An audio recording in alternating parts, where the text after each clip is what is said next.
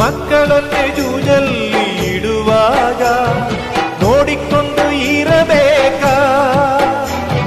ಯುದ್ಧವನ್ನು ಗೆಲ್ಲೋಕೆ ಬಲ್ಲವನು ಕೈಗಟ್ಟಿ ಕೂರಬೇಕಾ?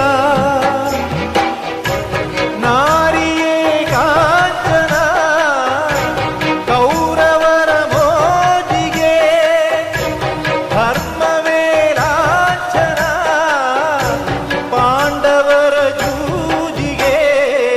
ಯಾರಿಗೆ ಬೇಕು ಈ ಲೋಕ? ಯಾರಿಗೆ ಬೇಕು ಈ ಲೋಕ? ಮೋಸಕ್ಕೆ ಕೈ ಮುಗಿಬೇಕಾ?